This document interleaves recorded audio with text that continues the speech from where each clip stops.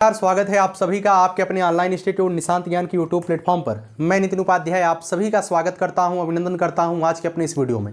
मित्रों, आज की क्लास जो है मैं अपनी तरफ से ऐतिहासिक बनाने का प्रयास करूंगा और यह क्लास जो है ईवीएस के पूरे कंटेंट पर आधारित रहेगी। आप सभी लोग जानते हैं, अगर आप सीटेट की तैयारी कर रहे हैं तो 30 नंबर का ईवीएस होता है। कहाँ नहीं न जाए, कहते 12 बजे तक न जाए उनके लगे, वगैरह बात पहुँचवाए दे पागल थाले कहे रुके रहा। ईवीएस के 30 नंबर का पूरा कंटेंट होता है और इस कंटेंट से आप सभी लोग जानते हैं 15 नंबर का कंटेंट होता है, 15 नंबर की पेडोलॉजी होती है।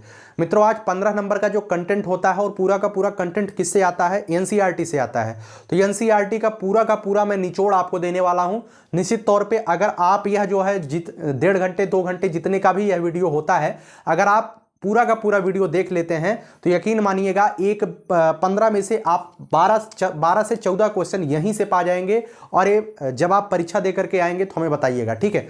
चलिए इस वीडियो की शुरुआत करते हैं। वीडियो बनाने के लिए मैं वीडियो की शुरुआत जो है 7:30 बजे से कर रहा हूं और शायद यह वीडियो शूट करते करते हमें 12:30 बज जाए पूरी रात, है ना।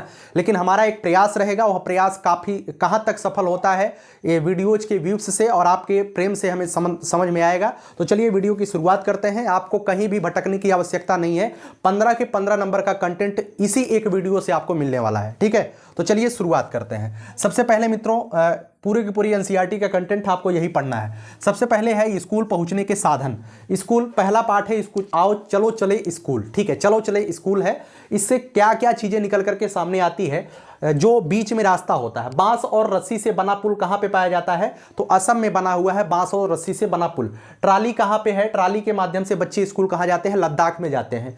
ऊंट गाड़ी के माध्यम से बच्चे कहां पे स्कूल जाते हैं? राजस्थान में जाते हैं, ठीक है। आपको ये चीजें बिल्कुल रट लेनी है। बैलगाड़ी के माध्यम से आप सभी लोग जानते हैं मैदानी इलाके में अभी भी जो है बैलगाड़ी कहीं कहीं पर आपको दिखाई दे सकती है, ठीक है। उबड़ खाबड़ रास्ते से उत्तराखंड उसमें दिया गया है, तो आपको उत्तराखंड ही लगाना है। उबड़ खाबड़ रास्ते से बच्चे कहां स्कूल जाते हैं? तो आप सभी लोग जानते हैं उत्तराखंड में पथरीला इलाका है, उबड़ खाबड़ रास्ते हैं, वहां पे बच्चे स्कूल कैसे जाते हैं? तो उबड़ खाबड़ रास्ते से जाते हैं। आपको उत्तराखंड ही सही लगाना है, ध्यान रखिएगा, ठीक है। आगे बात करते हैं सीमेंट के पुल।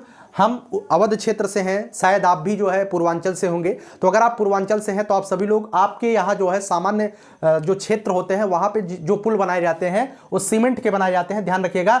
हमारे यहाँ के बच्चे जो है सीमेंट के पुल को क्रॉस करके स्कूल जाते हैं, तो ध्यान रखिएगा। बांस और रस्सी से बना पुल असम में है, ट्राली से लद्दाख में है, ऊंट गाड़ी राजस्थान में चलता है, बैलगाड़ी मैदानी इलाके में चलता है, उबड़ खाबड़ रास्ते उत्तराखंड में है और सीमेंट पुल सामान्य क्षेत्र में है, ठीक है। आगे बात करते हैं मित्रों, वल्लम जिसे हम लकड़ी की छोटी नाव होती है, लकड़ी की जो छोटी नाव होती है वो केरल में पाई जाती है और बच्चे उसी वल्लम में बैठ करके जो है स्कूल जाते हैं। तो आपसे क्वेश्चन पूछा जा सकता है कि वल्लम कहाँ पाया जाता है या वल्लम क्या है? तो वल्लम एक छोटी नाव है जो कि केरल में बच्चों को स्कूल होती है, ठीक है। क्योंकि केरल में जब बच्चे नदी पार करते हैं तो किससे पार करते हैं? तो वल्लम की सहायता से पार करते हैं, ठीक है। आगे बात करते हैं, दूसरा पार्ट है कान से कान तक, ठीक है। तो यहां देखिएगा कान के बारे में थोड़ा सा आपको बताया गया है। मित्रों, जो पक्षियां होती हैं उनके कान होते हैं, पक्षियों के कान होते हैं, लेकिन वो कान जो है छेद के रूप में आपको दिखाई देते हैं, लेकिन वो छेद जो होते हैं वो पंखों से ढके हुए रहते हैं। पक्षियों के कान आपको दिखाई नहीं देते हैं। आगे बात करते हैं मित्रों, जानवरों की जो त्वचा होती है उस त्वचा पर जो डिजाइन होता है वो बालों के कारण होता है, न कि उनके जलवायु के कारण होता है। कई पब्लिकेशन की किताबों में क्या दिया गया है? कई पब्लिकेशन की किताबों में दिया गया है कि जानवरों की जो त्वचा का डिजाइन होता है वह जलवायु पर निर्भर करता है। ऐसा बिल्कुल गलत है, क्योंकि एनसीईआरटी में गिवन है कि जानवरों की त्वचा की जो डिजाइन होता है वह बालों के कारण होता है, ठीक है। आगे बात करते हैं, वे जानवर जिनके कान बाहर नहीं दिखते हैं वह अंडे देते हैं। जिनके कान बाहर नहीं दिखते हैं क्या देते हैं? अंडे देते हैं, ठीक है। और जिनके कान बाहर दिखते हैं, जैसे मनुष्य के कान जो है बाहर दिखते हैं, तो यह जो है क्या देते हैं? बच्चे देते हैं, ठीक है। जिनके कान बाहर दिखते हैं क्या देते हैं? बच्चे देते हैं। जिनके कान नहीं दिखते हैं अंडे देते हैं। मित्रों, आगे अगला जो चैप्टर है इस एनसीईआरटी का वो है नंदू हाथी। मित्रों, इसमें हाथी के बारे में बताया गया है। तो हाथी के बारे में क्या बताया? हाथियों की झुंड की, एक हाथियां जो होती है वो झुंड में चलती है और हाथियों के झुंड में जो है अधिकांशतः मादा हाथी ही होती है। जो नर हाथी होते हैं हाथियों की झुंड में, और 14-15 साल की एज में अपना झुंड छोड़ देते हैं। तो मैंने टॉपिक वाइज इसे लिखा है, ध्यान रखिए। हाथियों की झुंड की सरदार जो होती है वह सबसे बूढ़ी जो मादा हाथी होती है, मादा हाथी जो सबसे बूढ़ी होती है वह हाथियों की झुंड की सरदार होती है। आगे बात करते हैं, जो नर हाथी होता है वह 14-15 वर्ष की आयु में झुंड को छोड़ देता है। ठीक है, नर हाथी उस झुंड में होता है, बच्चे होते हैं तो जैसे हाथियों का झुंड बनता है तो जो मादा हाथी जन्म देगी, ऐसा नहीं है मादा केवल मादा को ही जन्म देगी, नर हाथी भी जन्म लेगा, नर हाथी भी उनके झुंड में शामिल होता है। लेकिन 14-15 साल की एज में जब वो बड़ा हो जाता है तो झुंड को छोड़ करके अलग हो जाता है। तो यहां पर वही है, नर हाथी जो है 14-15 वर्ष की आयु में झुंड को छोड़ देता है। एक वयस्क हाथी एक दिन में 100 किलोग्राम पत्ता खाता है, इसे ध्यान रखिएगा, काफी बार एनसीईआरटी मतलब सीटेट में आया है। एक बड़ा हाथी, एक वयस्क हाथी एक दिन में कितने किलोग्राम पत्ते खा जाता है, तो 100 किलोग्राम पत्ते खा जाता है। एक चीज और ध्यान रखिएगा, जब हाथी का बच्चा जन्म लेता है वह कितने किलोग्राम का होता है, तो 200 किलोग्राम का होता है, यह भी आप ध्यान रखिएगा। आगे बात करते हैं, हाथी जो है एक दिन में मात्र 2 से 4 घंटे ही आराम करता है, उससे ज्यादा वो आराम नहीं करता है। आगे बात करते हैं, अपनी त्वचा को ठंडा रखने के लिए जो हाथी होता है वह मिट्टी में लेटता है। किस वजह से मिट्टी में लेटता है, त्वचा को ठंडा करने के लिए। ठीक है, पानी से वो इसी वजह से खेलता है। आगे बात करते हैं, जो उसके बड़े बड़े कान होते हैं वह केवल उसे हवा करने के लिए होते हैं। आगे बात करते हैं, झुंड में जो है 10 से 12 मादा हाथी रहते हैं और उसके कुछ बच्चे होते हैं। ठीक है, 10 से 12 मादा हाथी केवल झुंड में होती हैं और कुछ बच्चे होते हैं। वही बच्चे, उसमें से कुछ मादा होती है, कुछ नर होते हैं। वही नर हाथी जब बड़े हो जाते हैं तो झुंड को छोड़ देते हैं, मादा हाथी उसी झुंड में शामिल रहती है। ठीक है, आगे बात करते हैं मित्रों, अगली कहानी है अमृता की कहानी। मित्रों अगला चैप्टर है अमृता की कहानी। अमृता जो है राजस्थान के जोधपुर में खेजड़ी गांव में रहती है। खेजड़ी गांव के बारे में आपको बताया गया है। मित्रों ध्यान रखिएगा, खेजड़ी गांव कहां पे है, तो राजस्थान में है। आपसे यह भी क्वेश्चन पूछा जा सकता है कि अमृता का गांव कौन सा है, तो खेजड़ी गांव है। आगे बात करते हैं, 300 वर्ष पहले यहां घर की लकड़ी बनते, मतलब जो घर बनते थे वो लकड़ी के बनते थे। तो राजस्थान में विशेष करके खेजड़ी गांव में 300 वर्ष पहले, कभी कभी यह भी पूछा जाता है कितने वर्ष पहले, तो 300 वर्ष पहले जो बनते थे घर वो लकड़ी के बनते थे खेजड़ी गांव में। यहां जो है बिश्नोई समाज के लोग रहते हैं, इसे भी आप ध्यान रखिएगा। किस समाज के लोग रहते हैं, बिश्नोई समाज के लोग रहते हैं। खेजड़ी की लकड़ी में कीड़ा नहीं लगता है, इस बात को भी ध्यान रखिएगा।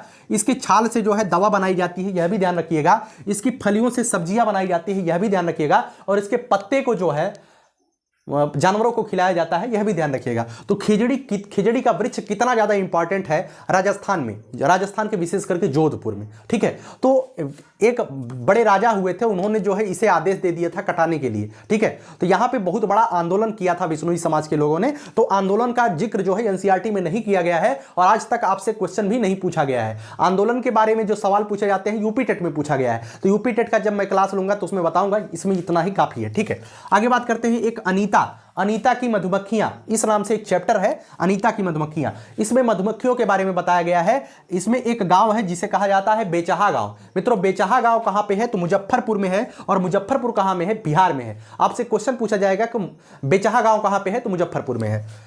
मधुमक्खी के छत्ते में जो अंडा देती है वह केवल रानी मक्खी ही अंडा देती है, बाकी मक्खियां अंडा नहीं देती है, रानी मक्खी केवल अंडा देती है।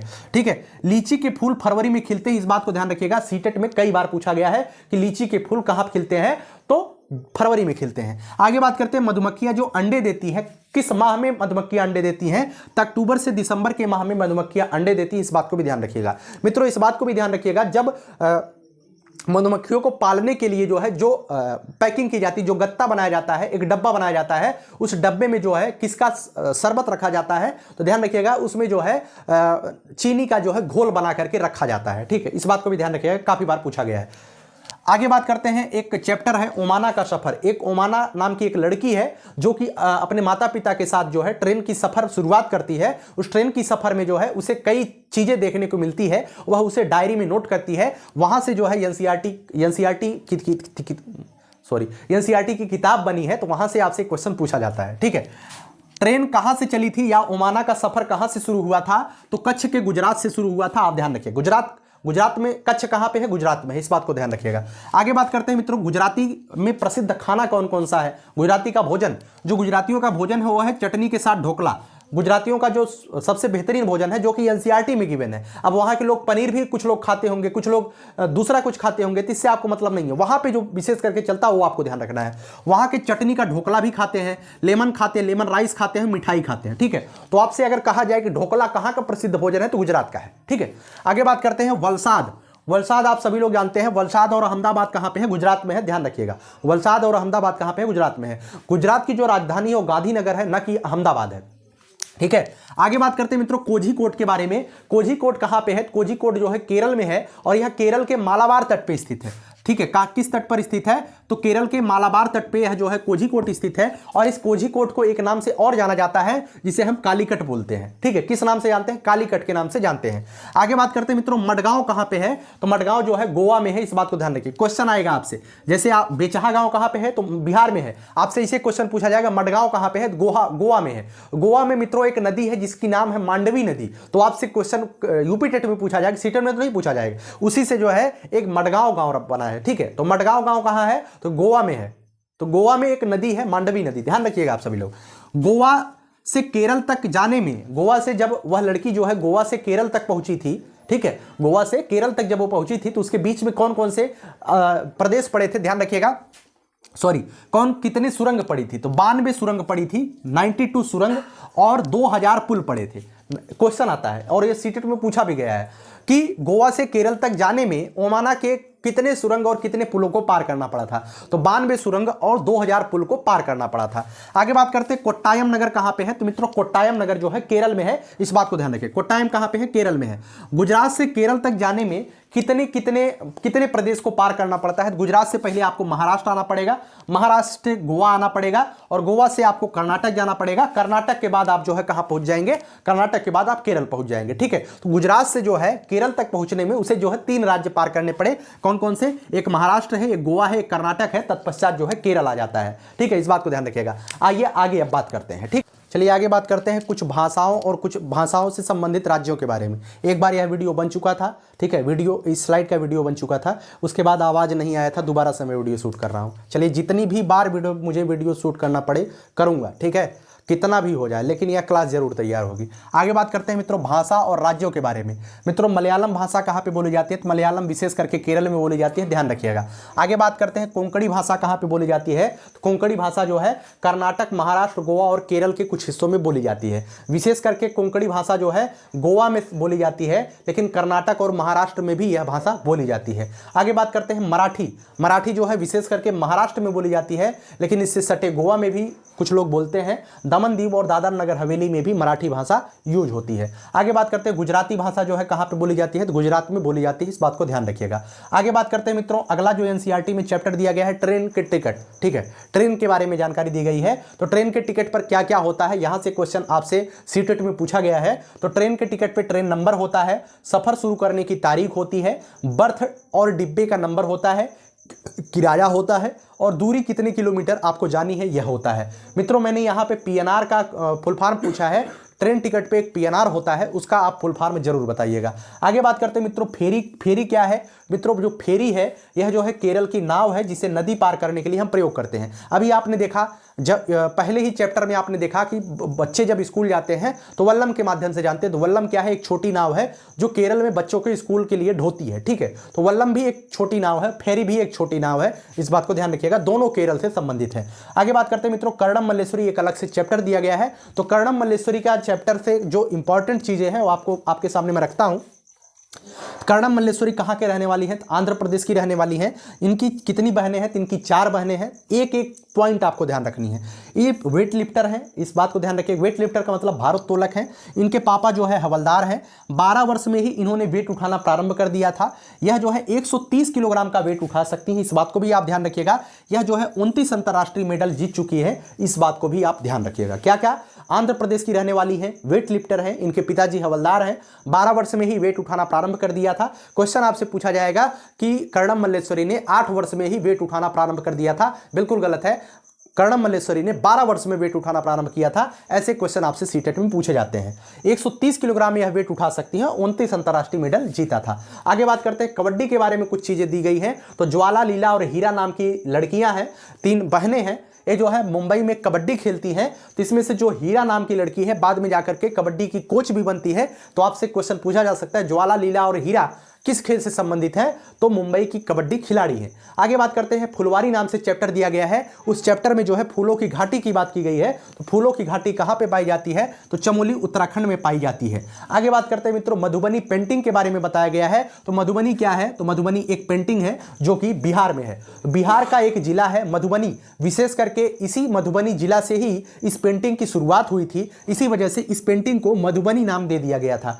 ठीक है, आगे बात करते हैं मधुबनी पेंटिंग में किसका प्रयोग होता है, तो चावल के पाउडर में रंग मिला करके मधुबनी पेंटिंग की जाती है। इसमें जो मनुष्य, इसमें किसके किसके चित्र बनते हैं, तो मनुष्य के, जानवर के, पेड़ के, फूल के, पक्षी के, मछली के चित्र बनाए जाते हैं। विशेष करके इसमें जो है मछली के चित्र विशेष करके बनाए जाते हैं मधुबनी पेंटिंग में। ठीक है, तो मधुबनी के लोग या उस साइड के जो लोग होते हैं उनका मानना होता है कि अगर हम अपने गेट में, अपने मुख्य द्वार पे मछली का चित्र हम बना लेते हैं तो हम घर से जैसे ही बाहर निकलेंगे तो जो चित्र होता है मछली का तो वो शुभ मानते हैं। ठीक है, तो कहते हैं कि अगर हम मछली का चित्र देख करके अपने घर से बाहर निकलते हैं, जिस काम के लिए हम घर से बाहर निकलेंगे वह काम जरूर सफल होगा, ऐसा वहां का मानना है। और मधुबनी पेंटिंग में मछली के चित्र को ज्यादा वरीयता दी जाती है। आगे बात करते हैं बदलते परिवेश। ठीक है, सॉरी, रंग, इसमें जो रंग मिलाए जाते हैं, चावल के पाउडर में जो रंग मिलाए जाते हैं, तो रंग कौन कौन से होते हैं, क्या केमिकल वाले होते हैं, केमिकल के रंग नहीं होते हैं। वह जो है नील मिलाया जाता है, हल्दी मिलाया जाता है, फूलों और पेड़ों के रंग जो होते हैं उसके रंग जो है इसमें मिलाए जाते हैं।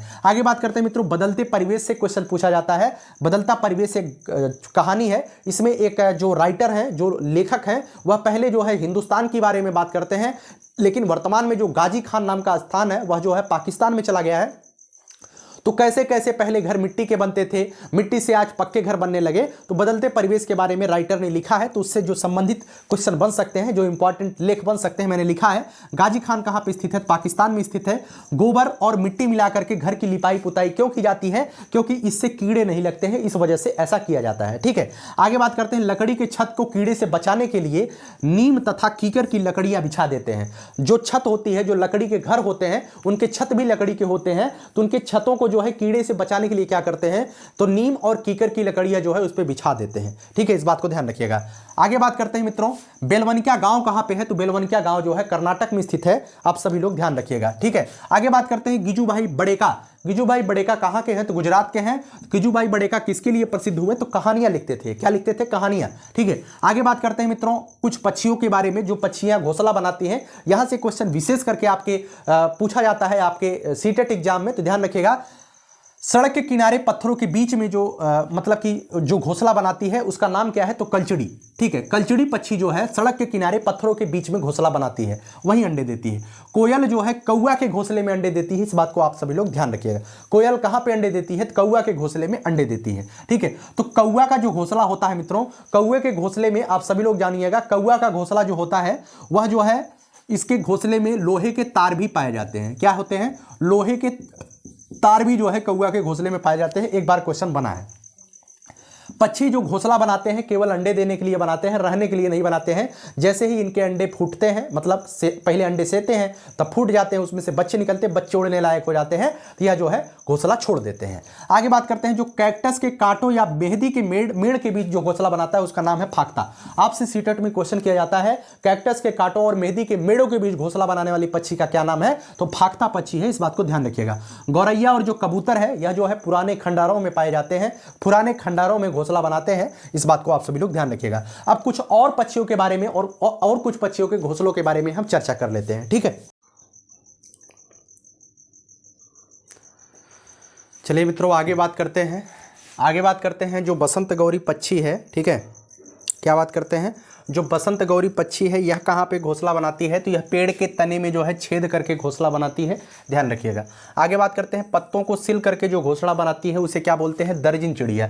दर्जिन के नाम से ही स्पष्ट है, दर्जी मतलब सिल करके, जो दो पत्तों को सिल करके घोंसला बनाती है उसे हम दर्जिन चिड़िया बोलते हैं। डाली पर लटकता हुआ किसका घोंसला होता है, तो जो शक्करखोरा पक्षी होती है इसका जो घोंसला होता है वह जो है डाली पर लटकता हुआ होता है। ठीक है, आगे बात करते हैं, नर वीवर जो है अपना अपना घोंसला बनाते हैं, बाद में जो मादा वीवर होती है उसमें से एक घोंसले को जो उसे पसंद आता है उसे सिलेक्ट करती है और उसमें अंडे देती है। ठीक है, यहाँ पे जो है वुमेन पावर ज़्यादा चलता है नर वीवर में या मादा वीवर पक्षी में। नर वीवर ढेर सारे घोंसले बनाएंगे, उसमें से एक वह सिलेक्ट करेगी हमें किस में अंडे देना है। ठीक है, आगे बात करते हैं मित्रों, नालमंडा गाँव कहाँ पे है, तो आंध्र प्रदेश में है, इस बात को आप सभी लोग ध्यान रखिएगा। नालमंडा गांव आंध्र प्रदेश में है। आगे बात करते हैं होलगुंडी। जो होलगुंडी गांव है यह जो है कहाँ पे है, कर्नाटक में है। ध्यान रखिएगा। इस होलगुंडी में हुआ क्या है, होलगुंडी में जो है बच्चों ने एक पंचायत, बच्चों की पंचायत का निर्माण किया गया। बच्चों ने अपने आप एक पंचायत का निर्माण किया जो कि सामाजिक कार्य है। यह पंचायत जो है सामाजिक कार्य करेगी। और इस बच्चों की पंचायत का क्या नाम रखा गया, तो भीमा संघ इसका नाम रखा गया था। आपसे क्वेश्चन किया जाएगा बच्चों की पंचायत को क्या नाम रखा गया था कर्नाटक के होलगुंडी गांव में, तो भीमा संघ नाम रखा गया था। यह जो है सामाजिक कार्य करेगा। मित्रों बरगद, यह जो सामाजिक कार्य करेगा भीमा संघ, इसने जो है एक पुरानी टंकी थी उस पे जो है पानी पिया जाता था, लेकिन वह जो है एकदम खत्म हो चुका था, प्रदूषित हो चुका था। इस भीमा संघ के बच्चों ने मिलकर के उस टंकी को सफाया और जब बरसात का पानी एकत्रित हुआ, बाद में उसे यूज करने लायक बनाया गया। तो ऐसी कहानी जो है इसमें दिया गया है। आगे बात करते हैं बरगद की लटकी हुई शाखाएं कैसी होती हैं, तो जितनी भी बरगद की लटकी हुई शाखाएं होती हैं वह जड़ों के रूप में होती है। बरगद को आप नहीं पहचान सकते कि उसमें कौन सा मुख्य जड़ होता है, क्योंकि सभी जड़ें आपको दिखाई देती हैं। ठीक है, और वो जो जड़ें होती है वो क्यों होती हैं, वह बरगद को बैलेंस बनाने के लिए होती हैं। आगे बात करते हैं ओक के वृक्ष के बारे में। मित्रों ओक का वृक्ष अलग है और खेजड़ी का वृक्ष अलग है। ठीक है, खेजड़ी का वृक्ष राजस्थान के जोधपुर में पाया जाता है, बिश्नोई समाज के लोगों की धरोहर है। लेकिन ओक का वृक्ष जो है ऑस्ट्रेलिया में पाया जाता है। इसकी जो जड़ें होती हैं वृक्ष की लंबाई की 30 गुना तक होती हैं और तब तक नीचे जाती हैं जब यह वाटर लेवल पा जाती है। ठीक है, तो अगर वृक्ष की लंबाई 10 फुट है, वृक्ष की लंबाई अगर 10 फुट है तो ओक के जड़ की लंबाई जो है 30 गुना मतलब 300 फुट होगा। इस बात को ध्यान रखिएगा। ठीक है, कभी कभी ऐसा क्वेश्चन पूछा जाता है। तो तने में जो है पानी एकत्रित हो जाता है ओक के वृक्ष में, और जब यहाँ पे जो है पानी की कमी हो जाती है तो यहाँ के लोग जो है पानी में पतला पाइप डाल करके पानी को यूज कर लेते हैं, पानी को पी लेते हैं या यूज कर लेते हैं। आगे बात करते हैं मित्रों बिहू त्योहार। बिहू त्योहार जो है कहाँ का है, असम का है। असम में जो है जब चावल की फसल जो है कट जाती है तो चावल की फसल कटने की खुशी में यह जो है बिहू त्योहार मनाया जाता है। यह 14-15 जनवरी को मनाया जाता है। ठीक है, 14-15 जनवरी में वहाँ चावल कटता है और उसी खुशी में जो है यह त्यौहार मनाया जाता है। आगे बात करें मित्रों भेला घर। मित्रों आप सभी लोग जानते हैं जो असम में घर बनाए जाते हैं, मैंने पढ़ाया आपको, जो असम में घर बनाए जाते हैं वो बांस पे बनाए जाते हैं। क्यों बांस पे बनाए जाते हैं, क्योंकि यहाँ पे बाढ़ वगैरह ज़्यादा आती है। जब बाढ़ ज़्यादा आती है इस वजह से यहाँ पे बांस के घर बनाए जाते हैं और इस घर को जो है भेला घर कहा जाता है। यह जो है बांस का होता है, असम में होता है। मुख्तारपुर गांव जो है मित्रों, मुख्तारपुर गांव कहाँ पे है तो आप सभी लोग जानिएगा। मुख्तारपुर जो गांव है यह आंध्र प्रदेश के पोचमपल्ली में है और पोचमपल्ली यह जो है अब तेलंगाना में चला गया है। ठीक है, आपसे क्वेश्चन किया जाएगा कि पोचमपल्ली कहाँ पे है। क्वेश्चन पिछली बार ही आया था ऑनलाइन में कि पोचमपल्ली गांव कहाँ पे है, पोचमपल्ली कहाँ पे है। तो अब यह आंध्र प्रदेश में नहीं है बल्कि यह तेलंगाना में चला गया है। 2 जून 2014 को आंध्र प्रदेश और तेलंगाना को अलग कर दिया था। तो वर्तमान के समय में जो मुख्तारपुर गाँव है, जो पोचमपल्ली क्षेत्र है, ठीक है, यह कहाँ पे है, तो यह जो है तेलंगाना में है। ठीक है, आगे बात करते हैं यहाँ के लोग जो है कारपेट और खिलौने बीनते हैं। बीनते मतलब इन्हें जो है अपने हाथों से बनाते हैं।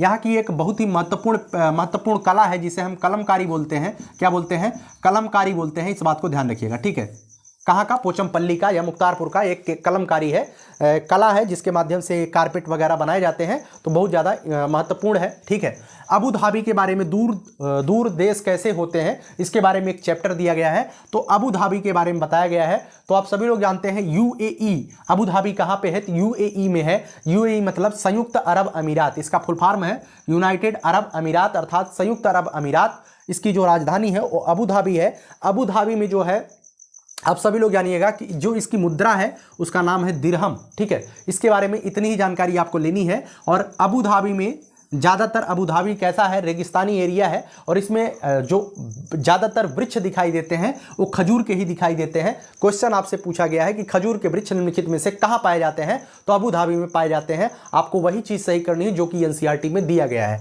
आगे बात करते हैं मित्रों, मलयालम भाषा में चाचा को चिटपन कहा जाता है। मलयालम भाषा में ये एक क्वेश्चन आया है, इस वजह से मैंने लिख दिया है। चाचा को मित्रों चिटपन बोला जाता है। चाची को जो है कुजम्मा बोला जाता है मलयालम भाषा में। नानी को जो है अमुम्मा बोला जाता है और मौसी को जो है वली अम्मा बोला जाता है। इस बात को ध्यान रखिएगा। चाचा को चिटपन, चाची को कुजम्मा, नानी को अमुम्मा और मौसी को वली अम्मा बोला जाता है। आगे बात करते हैं मित्रों, केरल में एक महत्वपूर्ण वृक्ष है जिसका नाम है टेपियोका।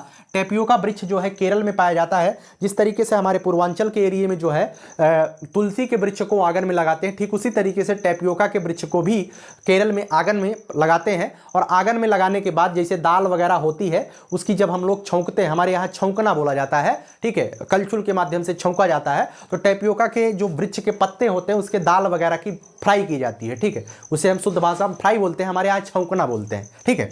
भारतीय नौसेना डॉक्टर जो है वहीदा प्रिज्म के बारे में कहानी बताई गई है, तो जो है लेफ्टिनेंट कर्नल रही हैं, ठीक है। भारतीय नौसेना की पहली डॉक्टर हुई थी वहीदा प्रिज्म खान, इसके बारे में आपको जानकारी ध्यान रखनी है। वहीदा प्रिज्म खान कौन है, तो भारतीय नौसेना की पहली महिला डॉक्टर हैं। आगे बात करते हैं, इनका जन्म कहाँ पर हुआ था, धन्ना मंडी कश्मीर में हुआ था, और धन्ना मंडी कश्मीर या धन्ना मंडी गाँव कहाँ पे है, तो राजौरी डिस्ट्रिक्ट में है। राजौरी कहाँ पे है, तो राजौरी जो है कश्मीर में है, आप सभी लोग जानते हैं। आगे बात करते हैं, पहली महिला परेड का नेतृत्व भी इन्होंने किया था। आपसे क्वेश्चन किया जाएगा कि आर्मी में या स्थल सेना में पहली महिला परेड का जो नौसेना में पहली महिला परेड का जो है अध्यक्षता किसने किया था, तो वहीदा प्रिज्म खान ने किया था। परेड में जो कमांड दिए जाते हैं, जो निर्देश दिए जाते हैं, वो कितने होते हैं, तो 36 प्रकार के निर्देश दिए जाते हैं। इस बात को आप सभी लोग ध्यान रखिएगा। मित्रों, लद्दाख के बारे में कुछ जानकारी आप सभी लोग ध्यान रखिएगा। लद्दाख को जो है ठंडा रेगिस्तान बोला जाता है। वर्तमान के समय में जो लद्दाख है, लद्दाख जो है भारत देश का सबसे बड़ा केंद्र शासित प्रदेश है। आप सभी लोग जानते हैं धारा 370 को हटाया गया है, एक बहुत बड़ा परिवर्तन किया गया है भारत देश में, इससे आप सभी लोग अवगत होंगे।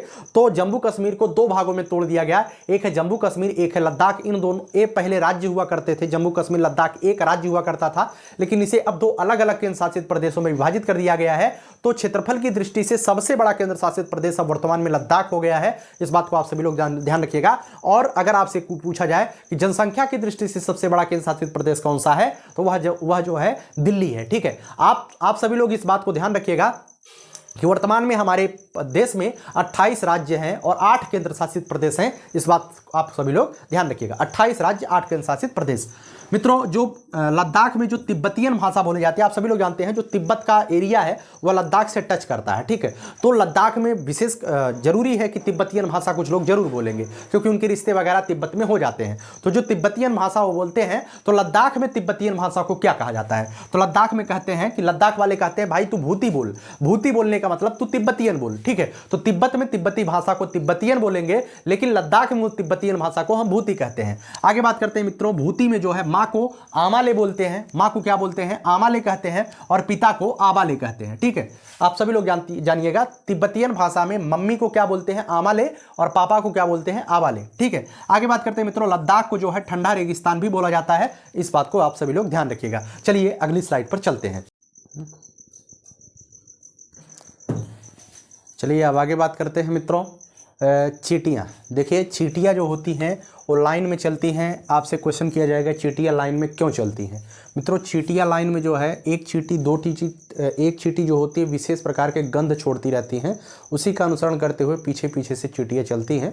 तो विशेष प्रकार के गंध के कारण जो है चींटियाँ लाइन में चलती हैं। मित्रों, जो रेशम का कीड़ा होता है, आप सभी लोग जानते हैं रेशम के कीड़े से जो है क्या बनाया जाता है, आप सभी लोग बताइएगा। रेशम के कीड़े का पालन किस वृक्ष पर किया जाता है, आप इसे भी बता सकते हैं। तो रेशम का कीड़ा जो है 1 किलोमीटर से अपनी मादा को पहचान लेता है। इस बात को ध्यान रखिएगा। जो रेशम का कीड़ा होता है 1 किलोमीटर दूर से ही अपनी पत्नी को पहचान सकता है, वाइफ को, ठीक है।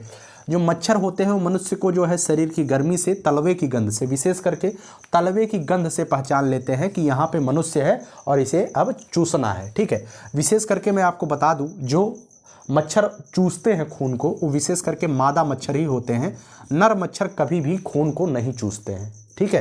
क्वेश्चन आया है, कुत्ते अपने क्षेत्र का सीमांकन कैसे करते हैं। तो मित्रों, कुत्ते अपने क्षेत्र का सीमांकन जो है अपने मूत्र के माध्यम से करते हैं, आप सभी लोग जानते हैं। और कुत्ते के अलावा जो बाघ होता है, बाघ भी जो है अपने क्षेत्र का सीमांकन जो है मूत्र के माध्यम से ही करता है। जो चिड़िया होती है मित्रों, एक समय में 2 वस्तुओं पर नजरें जमाए रख सकती है। इस बात को भी ध्यान रखिएगा। हमारी पुतलियां जो होती हैं वो एक समय पर 2 वस्तुओं को नहीं देख सकती हैं, लेकिन जो चिड़िया होती है एक समय पर 2 वस्तुओं को देख सकती है। इस बात को आप सभी लोग ध्यान रखिएगा। मित्रों, आप सभी लोग इस बात को भी ध्यान रखिएगा, जो मैना होता है वह झटके से गर्दन मोड़ता है, ठीक है।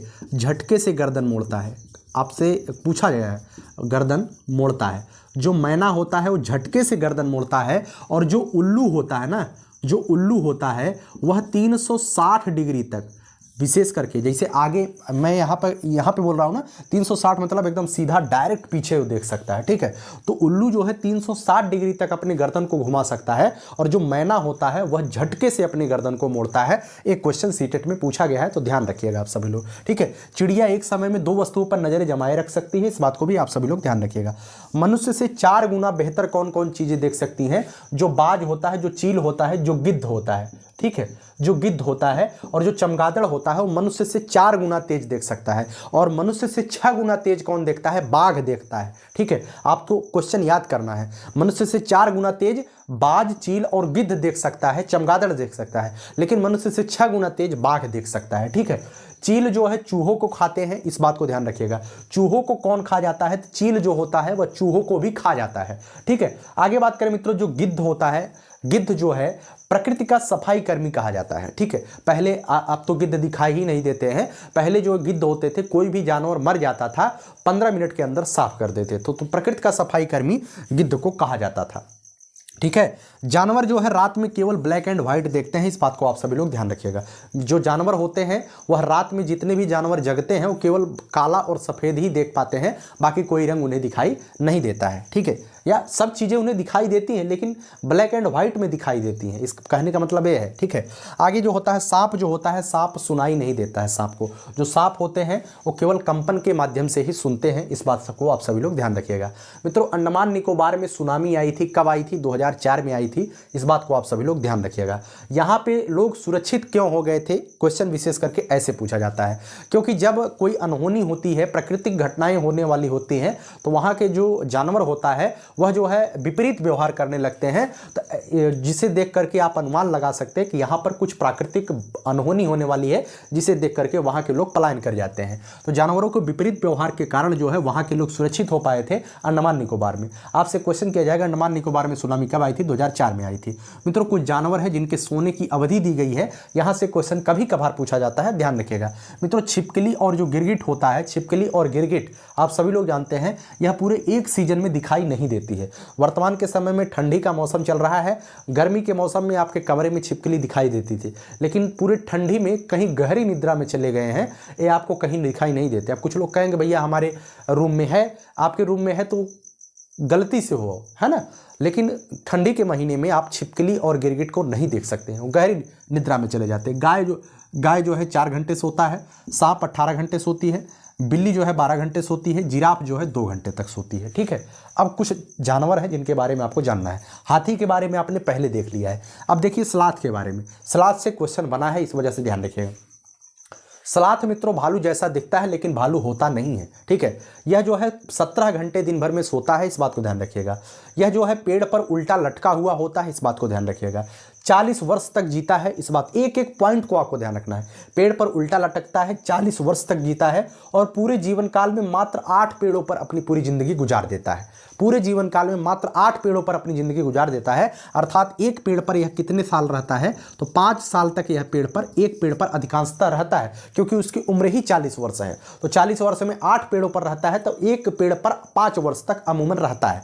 और जरूरी नहीं है कि 5 वर्ष तक उसी पेड़ में रहेगा, जब तक उस पेड़ की पूरी पत्तियां खा नहीं जाएगा तब तक वह उसी पेड़ पर रहेगा, ठीक है। यह पूरे सप्ताह में मात्र एक बार जो है पेड़ से नीचे उतरता है। क्यों उतरता है? केवल मल मूत्र त्याग करने के लिए उतरता है। इसका पूरा जीवन जो होता है वह वृक्ष पर लटकते ही बीत जाता है। यह केवल ऐसो आराम के लिए धरती पर जन्म लेता है, इसका कोई काम होता नहीं है। आगे बात करते हैं मित्रों बाघ के बारे में। बाघ क्या होता है? बाघ को टाइगर बोलते हैं। मित्रों, मनुष्य से 6 गुना तेज देख सकता है, लेकिन बाघ, चील और गिद्ध 4 गुना तेज देखते हैं। मूछें इसकी बहुत संवेदनशील होती है, ये मूछों की हवा से जान जाता है किस तरफ हमारा शिकार है, ठीक है। तो मूछें जो हैं, मूछों के माध्यम से शिकार का पता लगा लेता है। इसके जो कान होते हैं विशेष करके चारों दिशाओं में घूम सकते हैं। ऐसा नहीं है कैसे ऐसे कान घूमते हैं, लेकिन अधिकांशतः कुछ हद तक इसके कान जो है घूम जाते हैं, जिससे यह जो है अपने शिकार का पता लगा लेता है। जो बाघ होता है मित्रों, एनसीईआरटी में दिया गया है, बाघ जो है पत्तियों के हिलने हिलने की आवाज़ को मतलब पक्षियों के हिलने की आवाज़ को, और कोई शिकार है उसके आवाज़ को, अगर शिकार झाड़ी में घुसा हुआ है, पत्तियां अलग तरीके से हिलती हैं और शिकार अगर घुसा हुआ है तो अलग तरीके से आवाज़ करेगा। इन दोनों आवाज़ों में बाघ जरूर अंतर कर लेता है। आगे बात करते हैं मित्रों, इसकी जो दहाड़ होती है 3 किलोमीटर से आप इसकी दहाड़ को सुन सकते हैं। ठीक है, आगे बात करते हैं मित्रों, कुछ जानवरों को हम शिकार की वजह से मार देते हैं। आप सभी लोग जानते हैं अभी चीता को हमारे यहाँ लाया गया है, तो इन्हें क्यों मार दिया जाता है, क्यों आखिर कारण क्या है, तो इसके बारे में एनसीईआरटी में क्वेश्चन दिया गया है, एनसीईआरटी में टॉपिक दिया गया है। हाथी जो होता है दांत के लिए मार दिया जाता है, हाथी के दांत के लिए मार दिया जाता है। आगे बात करते हैं, जो गैंडा होता है उसके सींग के लिए मार दिया जाता है। तो गैंडा, एक सींग वाला गैंडा कहाँ पाया जाता है, काजीरंगा में पाया जाता है, जो कि असम में है। यूपी टेट का इंपॉर्टेंट और फेमस क्वेश्चन है, एक सींग वाला गैंडा कहाँ पाया जाता है, असम में। ठीक है, तो गैंडे को सींग के लिए, चीता, मगरमच्छ और सांप को जो है त्वचा के लिए मार दिया जाता है, उसकी स्किन के लिए मार दिया जाता है। आगे बात करते हैं, कस्तूरी मृग को जो है थोड़ी सी खुशबू के लिए, बहुत ज़्यादा इसमें महक नहीं होती लेकिन होता है, इत्र बनाने में इसका प्रयोग किया जाता है, तो कस्तूरी मृग को थोड़ी सी खुशबू के लिए मार दिया जाता है। ठीक है, तो आइए चलिए अगले स्लाइड पर चलते हैं। चलिए आगे बात करते हैं मित्रों, आगे बात करते हैं समुद्र का पानी कैसा होता है। आप सभी लोग जानते हैं समुद्र का पानी जो है नमकीन होता है या इसे खारा बोलते हैं। ठीक है, सबसे ज़्यादा खारा मतलब कि सबसे ज़्यादा खारा सागर कौन सा है, तो मृत सागर है। आप सभी लोग इससे अवगत होंगे। तो मृत सागर में जो है 300 ग्राम नमक जो है 1 लीटर पानी में पाया जाता है। ये सीटेट में पूछा गया है कि मृत सागर में पानी की मात्रा में 1 लीटर पानी में कितना नमक पाया जाता है, तो 1 लीटर पानी में 300 ग्राम नमक पाया जाता है। कहा जाता है कि यहाँ इसमें कहा जाता क्या है ही, अगर आप जो है इसमें कूद जाएंगे तो डूबेंगे नहीं, क्योंकि इतना ज़्यादा यह नमकीन है, खारा है। दांडी यात्रा के बारे में आपसे एनसीईआरटी में दिया गया है। तो दांडी यात्रा जो है इसी नमक से संबंधित है। तो 1930 में गांधी जी ने दांडी यात्रा का प्रारंभ किया था। साबरमती से दांडी तक ये गए थे उस समय, इस बात को आप सभी लोग ध्यान रखिएगा। ठीक है, और क्यों ये गए थे, तो उस समय जो है नमक पर कर लगाया गया था, तो नमक कानून को तोड़ने के लिए यह जो है गांधी जी ने अपने 78 समर्थकों के साथ दांडी यात्रा का प्रारंभ किया था। अपने साबरमती आश्रम से लेकर के दांडी तक 240 किलोमीटर की यात्रा, मतलब कि कहीं कहीं पर 240 दिया गया है, कहीं कहीं पर 300 दिया गया है। इतने किलोमीटर की यात्रा इन्होंने जो 24 दिन में पूरी की थी, और 24 दिन के बाद इन्होंने 78 समर्थकों के साथ यात्रा प्रारंभ किया था। लेकिन जब ये दांडी पहुँचे थे नमक को उठाने के लिए, तो इनके साथ हज़ारों की भीड़ हो गई थी, या कहें लाखों की भीड़ हो गई थी। ठीक है, आगे बात करते हैं मलेरिया के बारे में। मलेरिया से क्वेश्चन पूछा गया है एनसीईआरटी में। तो मलेरिया रोग का पता किसने लगाया था, तो रोनाल्ड रॉस ने लगाया था। तो रोनाल्ड रॉस को जो है इसी के कारण जो है 1902 में जो है नोबेल पुरस्कार से सम्मानित भी किया गया था। ठीक है, आगे बात करते हैं, सिनकोना की छाल से जो है इस मलेरिया की दवा बनाई जाती है। आप सभी लोग जानते हैं जो मलेरिया का कारण होता है मित्रों, प्लाज्मोडियम होता है। जो मलेरिया होता है वह जो है प्रोटोजोआ के कारण होता है। उस प्रोटोजोआ का क्या नाम है, प्लाज्मोडियम प्रोटोजोआ है, इस बात को ध्यान रखिएगा। ठीक है, मलेरिया जो है प्रोटोजोआ के कारण होता है, विषाणु और जीवाणु के कारण नहीं होता है। ठीक है मित्रों, आप सभी लोग जानिएगा जो मलेरिया का मच्छर होता है, जो मलेरिया का मच्छर होता है उसका नाम है मादा एनाफ्लीज। क्या नाम है, मादा एनाफ्लीज के काटने से जो है ये होता है, क्या होता है, मलेरिया होता है। ठीक है, मलेरिया में होता क्या है, थोड़ी थोड़ी कपकपी के साथ जो है बुखार चढ़ता है। क्या होता है, कपकपी के साथ बुखार चढ़ता है, ठंडी के साथ बुखार चढ़ता है, कपकपी के साथ बुखार। ठीक है, इतना तो आप सभी लोग जानते हैं, ऐसा जो है एनसीईआरटी में लिखा गया है, तो क्वेश्चन आपसे बन सकता है। आगे बात करते हैं मित्रों, जो एनीमिया होता है, जब आपको पीलिया होता है, पीलिया में खून की कमी हो जाती है। ठीक है, लेकिन जब वही पीलिया का बिगड़ा रूप हो जाता है, जब बहुत ज़्यादा खून की कमी हो जाती है, उसे हम एनीमिया बोलते हैं। तो एनीमिया जो है आयरन की कमी अगर आपके शरीर में हो गई है, उसे हम कहते हैं कि खून की कमी हो गई है। यह पूर्ति किससे होती है, गुड़ खाने से होती है, आंवला खाने से होता है, हरी पत्तेदार सब्जियां खाने से जो है आपके अंदर जो है आयरन की पूर्ति हो जाती है। आगे बात करते हैं, मलेरिया का जो मच्छर होता है वह कौन सा होता है, तो मादा एनाफ्लीज होता है, मैंने यहाँ पे लिखा है।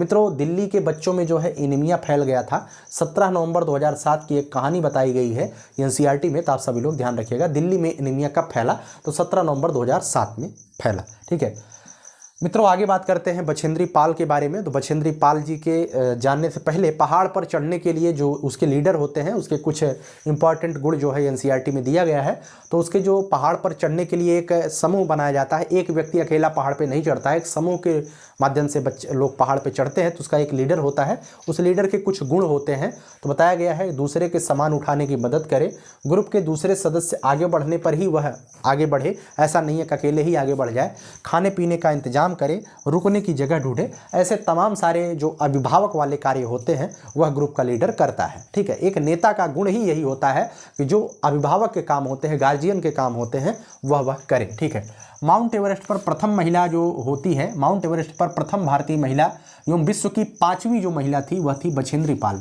ठीक है, तो मित्रों बछेंद्री पाल कहाँ की निवासी थी? तो बछेंद्री पाल जो है उत्तराखंड के नकुरी गांव की निवासी थी। इस बात को आप सभी लोग ध्यान रखिएगा। ठीक है, उत्तराखंड के नकुरी गांव की निवासी थी बछेंद्री पाल। मित्रों 12 वर्ष में एक बार इन्होंने 4000 मीटर की ऊंचाई 12 वर्ष में ही इन्होंने चढ़ लिया था। ठीक है, 12 वर्ष में ही एक बार इन्होंने 4000 मीटर की ऊंचाई को हासिल कर लिया था।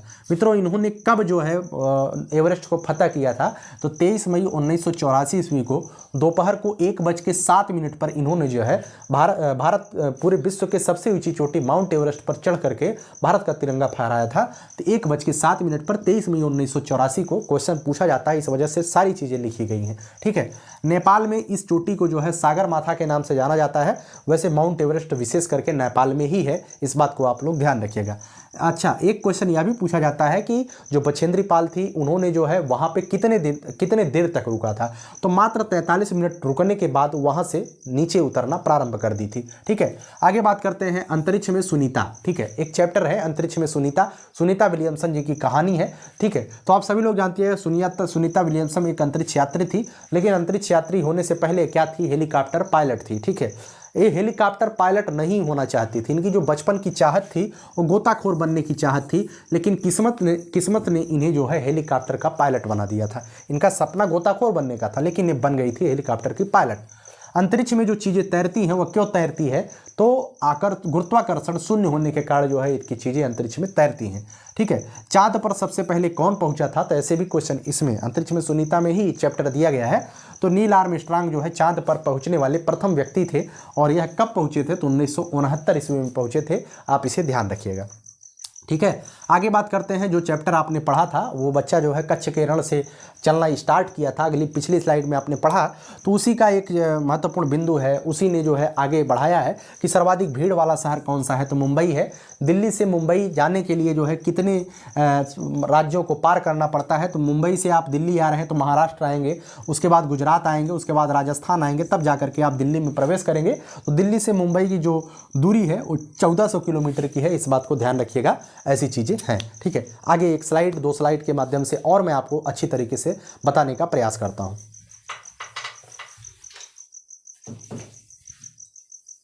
तो आगे बात करते हैं नाग गुम्फान। मित्रों आपसे क्वेश्चन किया जा सकता है, मुम्फान यहाँ पे लिख दिया गया है। नाग गुम्फान एक क्या है? नाग गुम्फान मित्रों एक डिजाइन है, और ये डिजाइन क्या होती है? यह जो है रंगोली, कढ़ाई और दीवारों पर नाग गुम्फान की डिजाइन की जाती है। और यह डिजाइन कहाँ पे की जाती है? तो आप ध्यान रखिएगा, सौराष्ट्र और दक्षिणी गुजरात में, सौराष्ट्र और दक्षिणी गुजरात में जो है नाग गुम्फान नाम की डिजाइन की जाती है, जो दीवारों, कढ़ाई और रंगोलियों में की जाती है। आगे बात करते हैं, भारत में कितने प्रकार के जहरीले सांप पाए जाते हैं? ये जहरीले सांप हैं जो कि एनसीईआरटी में दिया गया है, तो आप सभी लोग ध्यान रखिएगा। भारत में 4 प्रकार के जहरीले सांप पाए जाते हैं। कौन कौन सा है? एक नाग है जिसे हम कोबरा बोलते हैं, एक करैत है, एक दुबैया है, एक अफाई है। क्या क्या है? नाग, करैत, दुबैया और अफाई, ये 4 प्रकार के जहरीले सांप भारत में पाए जाते हैं। आगे बात करते हैं मित्रों, सांप के कितने जहरीले दांत होते हैं? मित्रों आप सभी लोग जानते हैं सांप जो है अपने भोजन को जो है दांतों से चबाकर नहीं खाता है, बल्कि निगल जाता है, लेकिन इसके दांत जरूर पाए जाते हैं, लेकिन दांत जो है खोखले होते हैं, और यह दांत जो है इसमें जहर भरा होता है। तो सांप के 2 जहरीले दांत होते हैं जो कि खोखले होते हैं। ठीक है, कहीं कहीं पर 4 दिया है, वो बिल्कुल गलत है, एनसीईआरटी में 2 ही दिया गया है। मित्रों सांप के जहर से बचने के लिए सीरम नाम की एक दवाई बनाई जाती है, जो कि सांप के ही जहर से बनाई जाती है। ठीक है, सीरम नाम की जो दवाई बनाई जाती है सांप के जहर से बचने के लिए, वो भी सांप के जहर से बनाई जाती है। ठीक है, आगे बात करते हैं मित्रों, पेट का तापमान कितना होता है? तो सभी एनसीईआरटी की चैप्टर वाइज की चीज़ें मैंने लिखा है।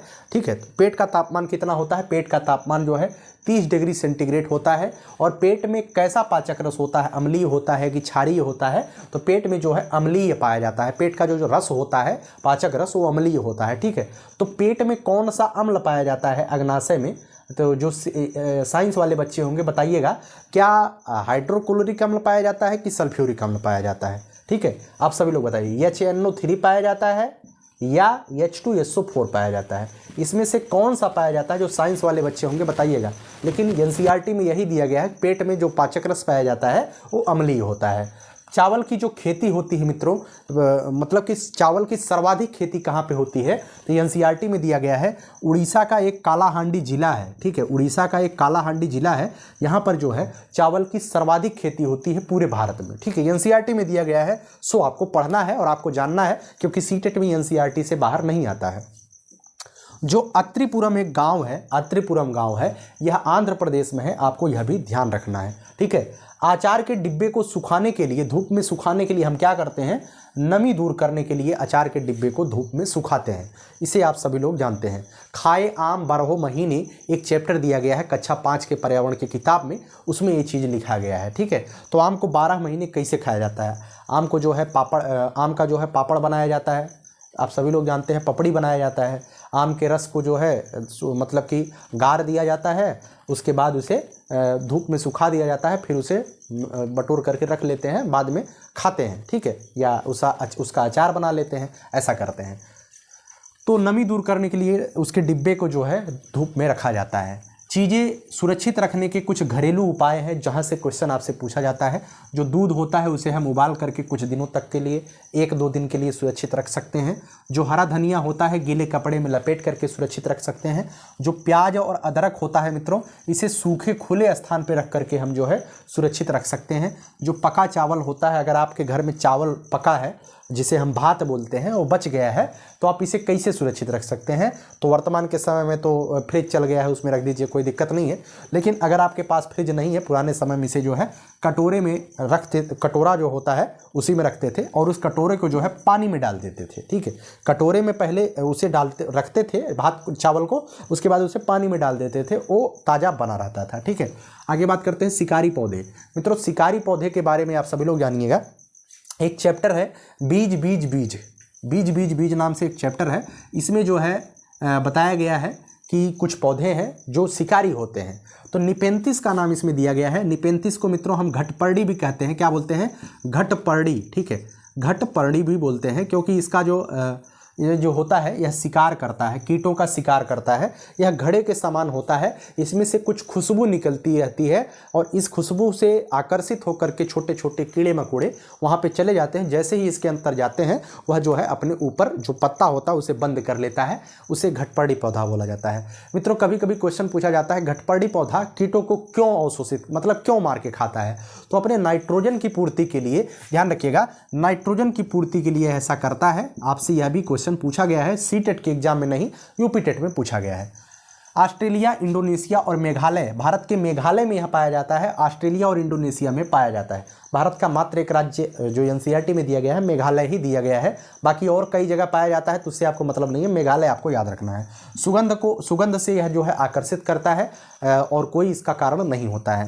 मित्रों, आप सभी लोग जानते हैं, जो बीज होते हैं, बीजों को जो है किसके माध्यम से हम सुरक्षित रख सकते हैं? पुराने समय में बीजों को जो है लकड़ी, जो लौकी होता था, ठीक है, लौकी, सूखे लौकी में जो है, लौकी का एक जो होता है उसके अंदर से गूदा निकाल लेते थे, उसमें जो है बीजों को रख करके उसे जो है कपड़े से ढक देते थे और उसके ऊपर मिट्टी का लेप रख देते थे। पुराने समय में बीजों को सुरक्षित रखने का उपाय होता था ऐसे। ठीक है, क्वेश्चन पूछा गया है सीटेट में, इस वजह से बता रहा हूँ।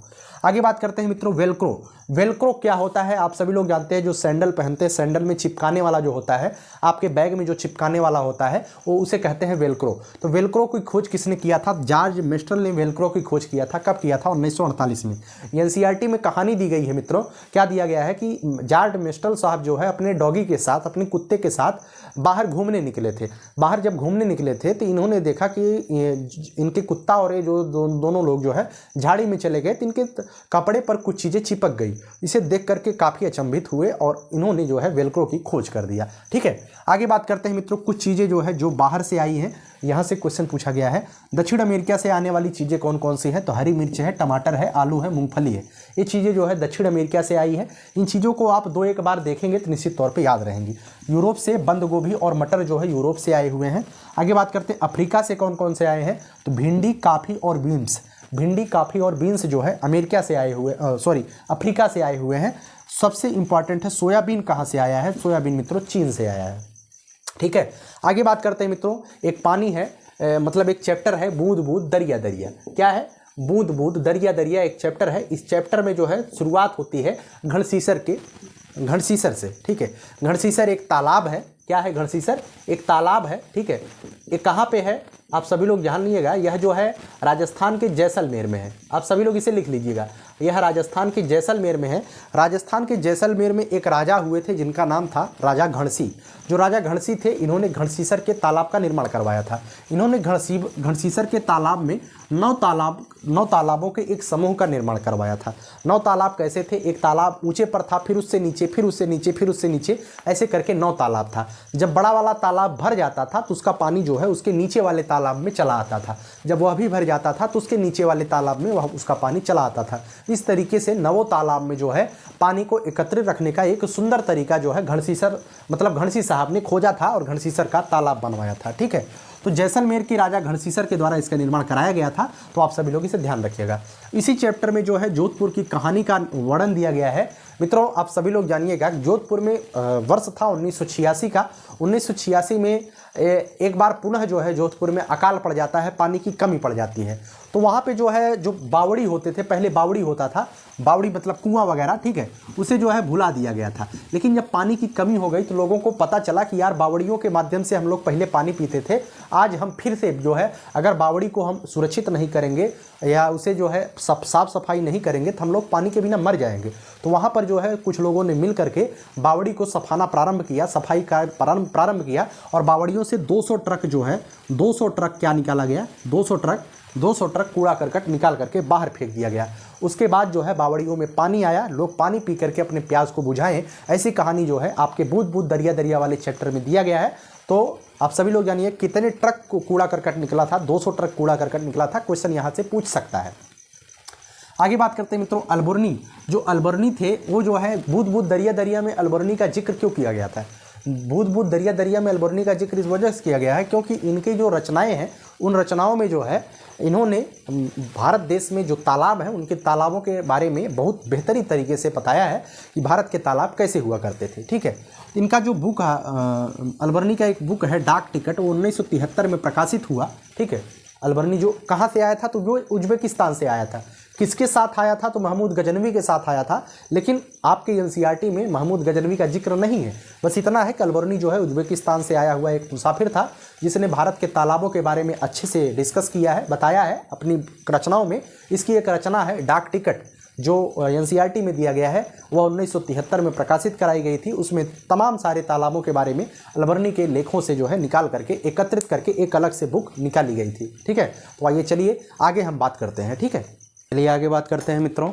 आगे बात करते हैं लद्दाख के घरों के बारे में। मित्रों लद्दाख में जो है लकड़ी और पत्थर के घर बनाए जाते हैं। आप सभी लोग जानते हैं, अगर नहीं जानते हैं ध्यान रखिए, लद्दाख में जो है लकड़ी और पत्थर के घर बनाए जाते हैं। लद्दाख की कुछ विशेषताएं हैं जो आपसे पूछी जाती हैं। लद्दाख में बर्फ़ से ढके पहाड़ होते हैं। लद्दाख के जो रेत होते हैं ठंडे होते हैं, इसी वजह से लद्दाख को ठंडा रेगिस्तान के नाम से भी जाना जाता है। यहाँ जो है पेड़ों की कमी होती है।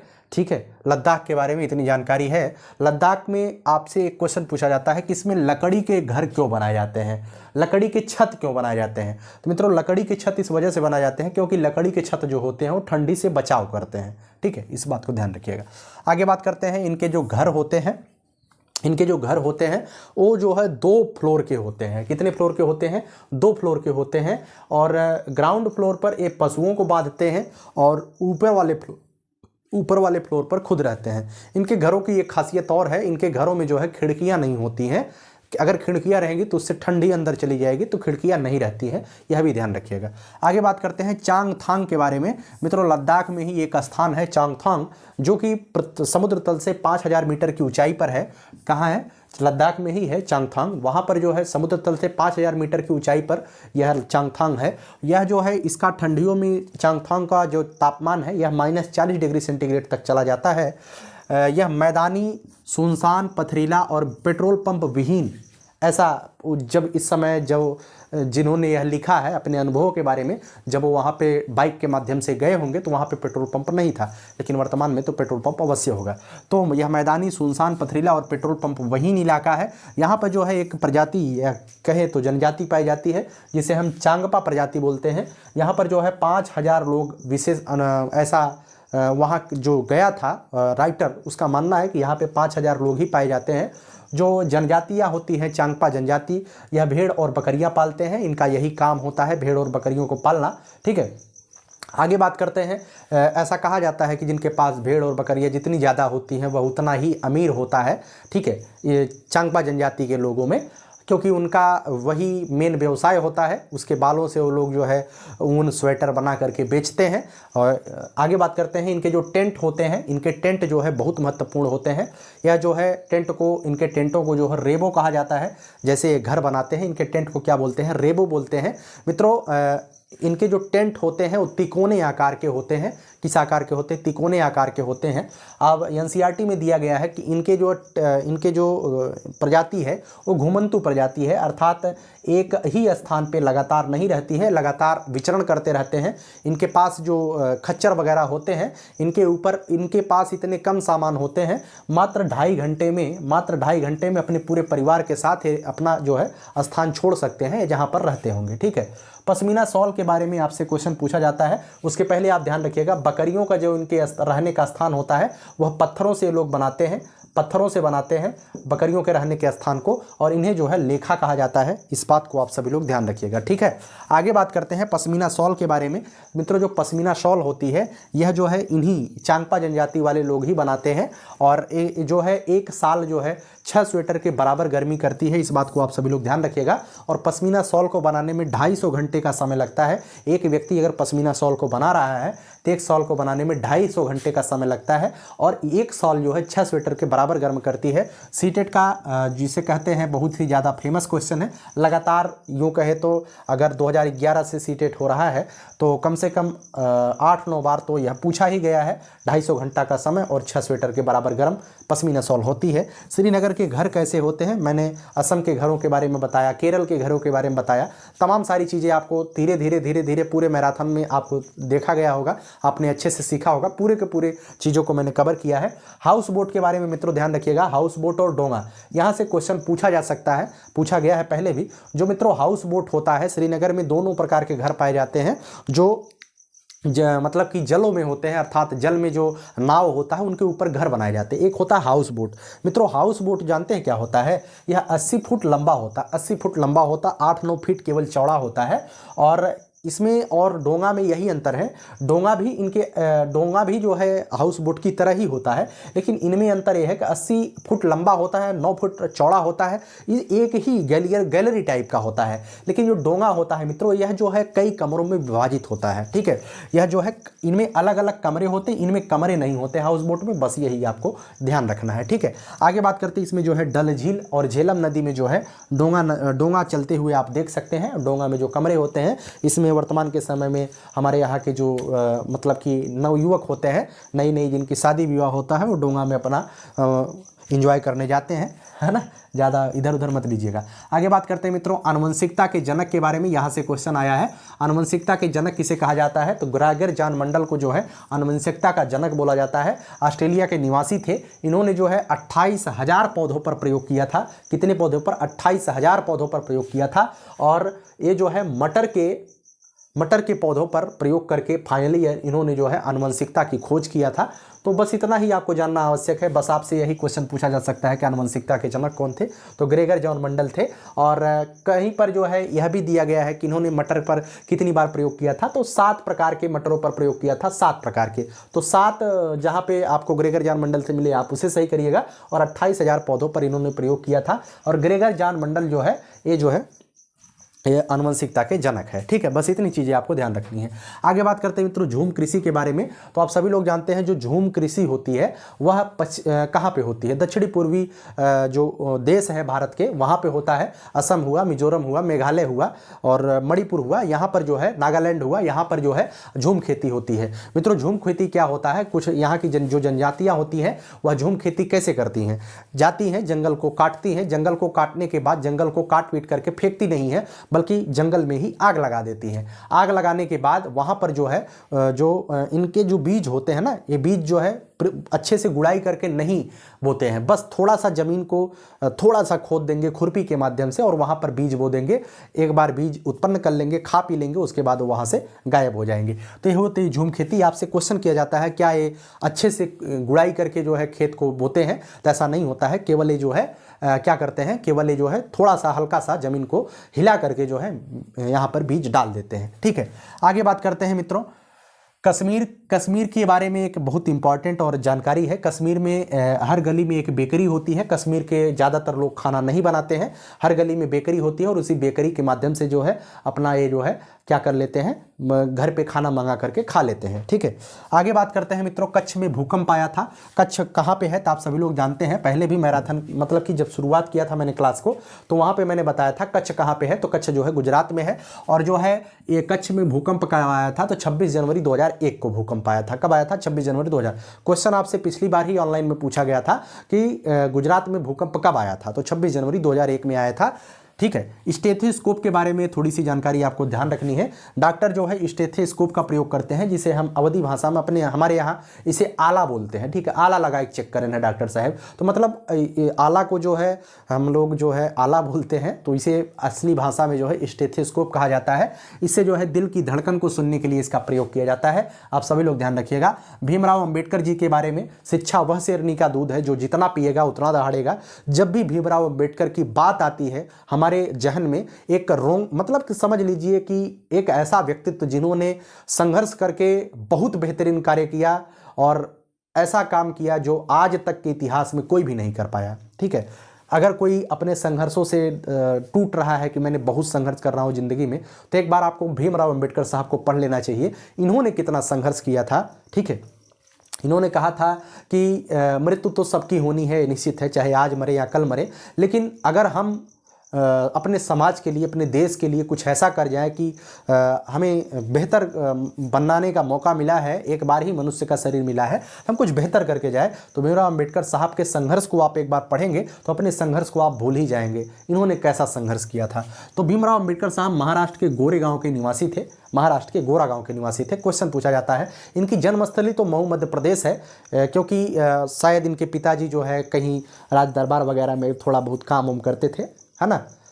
मैं गलत हूँ या सही हूँ आप बताइएगा, लेकिन भीमराव अंबेडकर साहब जो है महाराष्ट्र के गोरा गांव के थे और इनकी जन्मस्थली जो है मऊ मध्य प्रदेश में थी। आगे बात करते हैं नागपंडा और अफसाना मसूरी बास्केटबॉल टीम जो है यह मुंबई की है। ठीक है, नागपांडा, ठीक है, नागपांडा और अफसाना मसूरी ये 2 बास्केटबॉल टीमें हैं जो कि एनसीईआरटी में आपके दिया गया है। यह जो टीमें हैं यह मुंबई में है, इस बात को ध्यान रखिएगा। सोलापुर जो है मुंबई में है। मित्रों ये नागपांडा अफसाना मसूरी बास्केटबॉल की टीमें जो है यह महिला की टीमें थी और इस चैप्टर को जो है विशेष करके इसमें क्या नाम है ईवीएस में शामिल करने का मुख्य उद्देश्य भी यही था कि ये देखा जाए कि मतलब कि लिंग रूढ़िवादिता को खत्म करने का उद्देश्य के साथ ही जो है सुनीता विलियमसन की कहानी, बछेंद्री पाल की कहानी, उसके बाद सूर्यमणि की कहानी, उसके बाद जो है तमाम सारे महिला जो स्टार हैं उनकी कहानियाँ, कर्ण मल्लेश्वरी जी की कहानी इस वजह से डाला गया है क्योंकि जो कार्य ऐसे कुछ कार्य होते हैं जिसे माना जाता है कि बच्चे ही कर सकते हैं, बच्चियां नहीं कर सकती हैं, तो लैंगिक रूढ़िवादिता को दूर करने के लिए ऐसी कहानियों को बच्चों के बीच लाया गया है। तो आपसे पेडागोजी में क्वेश्चन पूछा जा सकता है इन कहानियों को क्यों लाया गया है। ठीक है, सोलापुर कहाँ पे है, तो मुंबई में है। बच्चू खान प्लेग्राउंड जो है यह कहाँ पे है, तो मुंबई में है। यह भी क्वेश्चन आपसे पूछा गया है मुंबई में। और जो बच्चू खान प्लेग्राउंड है ना, ये मुस्तफ़ा खां कोच, एक कोच थे, इन कोच क्या नाम था, मुस्तफ़ा खां, इन्हीं के नाम पर जो है बच्चू खान प्लेग्राउंड का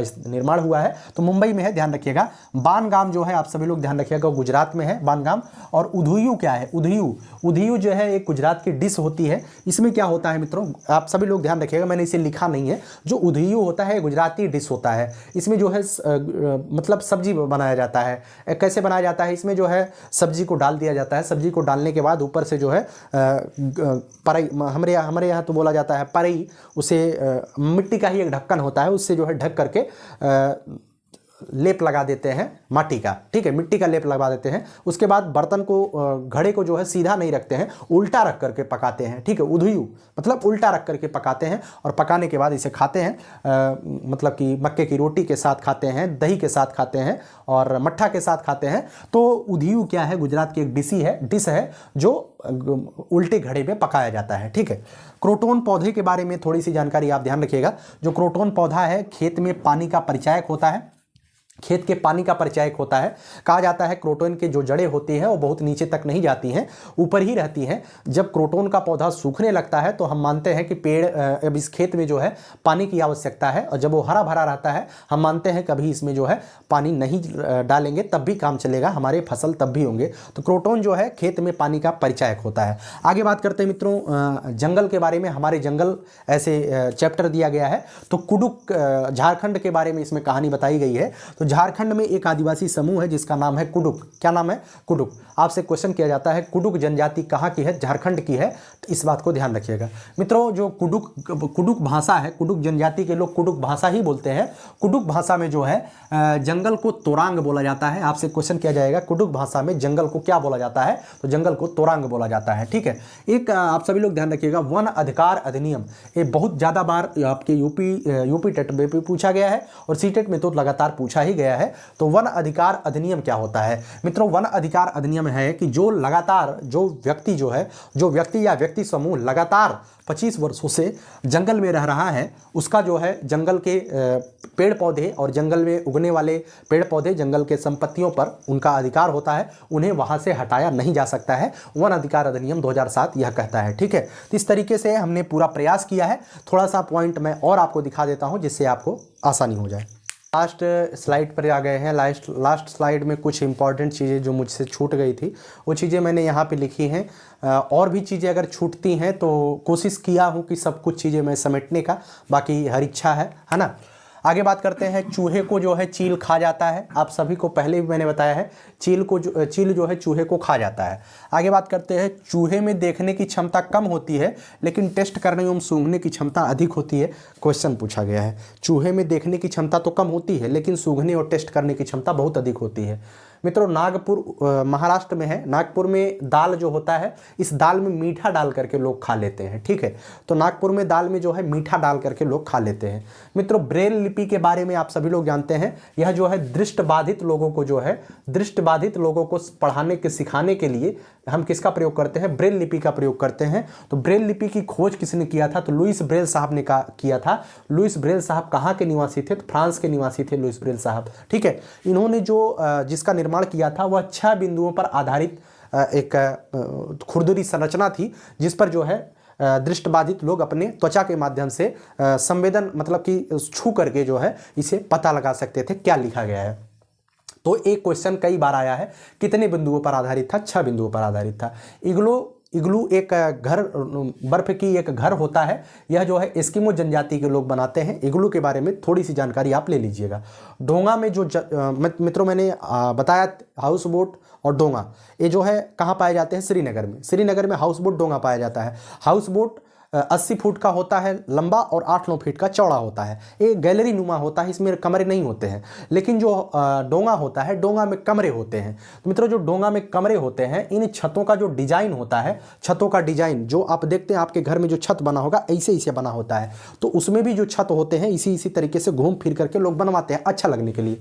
उसे जो है डिजाइन को खत्म बंद कहते हैं। डोंगे में जो छत होता है उसके डिजाइन को खत्म बंद बोलते हैं। और खिड़कियों को जो है डैब कहा जाता है। आता है क्वेश्चन कि डोंगा में जो खिड़कियों की संरचना होती है उसे हम क्या बोलते हैं। कुछ लोग खत्म बंद लगा देते हैं, गलत है। खत्म बंद तो छत के डिजाइन को कहा जाता है, खिड़कियों को हम डैब बोलते हैं। विलुप्त हो रहा पक्षी कौन सा है? डोडो है। मित्रों एनसीईआरटी में डोडो दिया गया है कि विलुप्त पक्षी कौन सा है? डोडो है। लेकिन आप सभी लोग जानते हैं वर्तमान के समय में गिद्ध जो है विलुप्त की श्रेणी में चला गया है। ठीक है, आगे बात करते हैं मित्रों। जो कच्चा तेल होता है कैसा होता है? तो कच्चा तेल जो है गहरे रंग का गाढ़ा होता है और बदबूदार होता है। ठीक है, जो पेट्रोलियम हम कच्चा तेल निकालते हैं जिसे हम रिफाइनरी में भेजते हैं वो कैसा होता है? वह जो है गहरे रंग का होता है, गाढ़ा होता है एवं बदबूदार होता है। ठीक है, इस बात को ध्यान रखिएगा।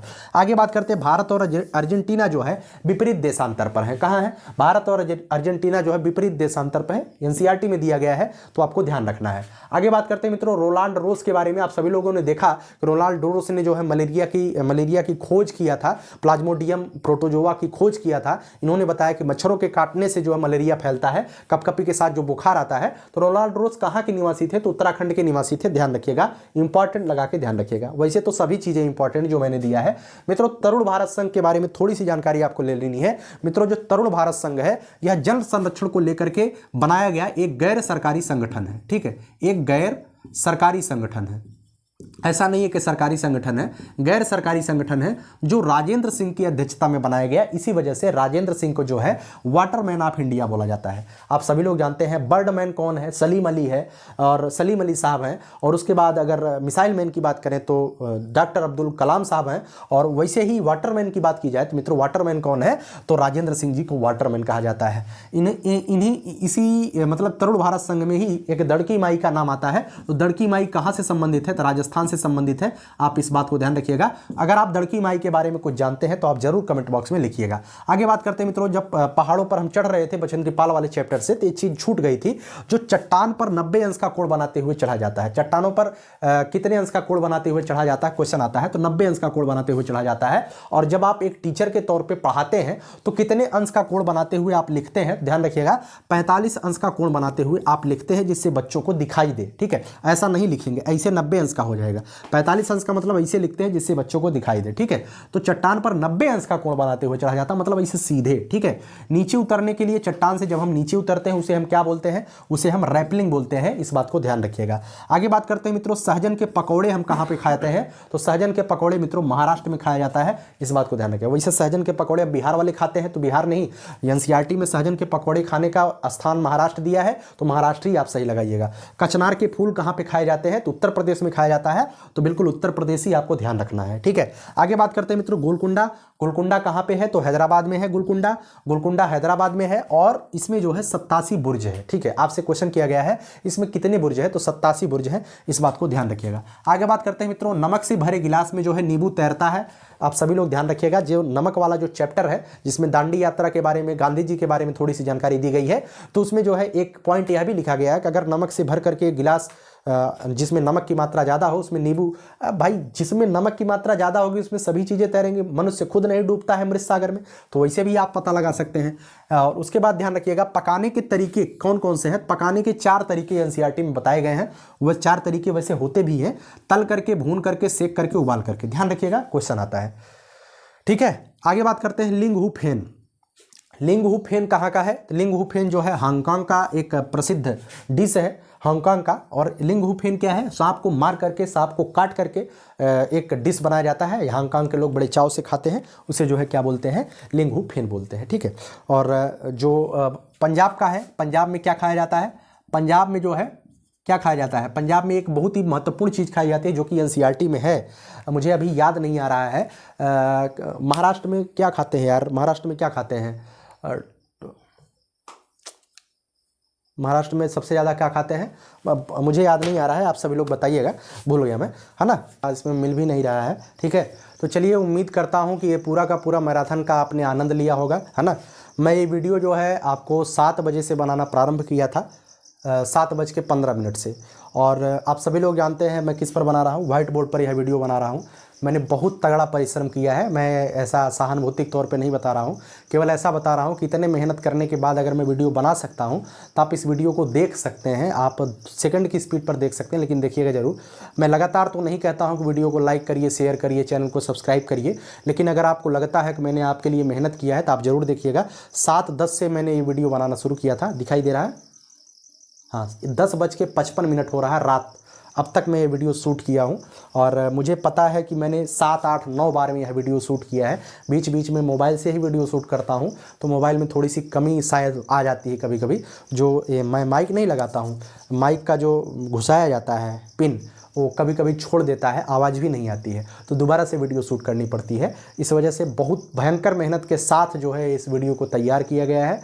और मुझे पूरी उम्मीद है कि 15 नंबर का जो आपका EVS का पूरा कंटेंट है मैंने समाहित करने का प्रयास किया है, और यह वीडियो आप देख लेते हैं तो 15 में से 13-14 नंबर तो आप निश्चित तौर पे लेके आएंगे, ये मेरा विश्वास है। पूरे के पूरे वीडियो को ध्यान से देखिए और ईमानदारी से नोट्स बना लीजिए, 1-2 बार आप रिवीजन कर लीजिए और परीक्षा में जाने से पहले एक बार देख लीजिए, निश्चित तौर पे आपका तैयार हो जाएगा 15 नंबर का EVS का कंटेंट। 15 नंबर की पेडोलॉजी का अगर आप कहेंगे तो मैं आपके लिए एक मैराथन इसी तरीके से मैं वो भी दे दूंगा, 1 घंटे का रहेगा, 30 नंबर का पूरा कंबाइंड हो जाएगा।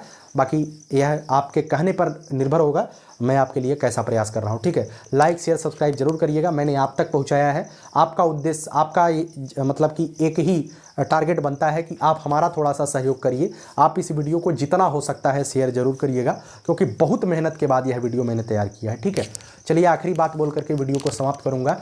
यही जज्बा रहा तो मुश्किलों का हल भी निकलेगा, जमी बंजर हुई तो क्या वहीं से जल भी निकलेगा, न हो मायूस न घबरा इस अंधेरे से मेरे साथी, इन्हीं रातों के दामन से सुनहरा कल भी निकलेगा। बहुत बहुत धन्यवाद। जय हिंद, जय भारत।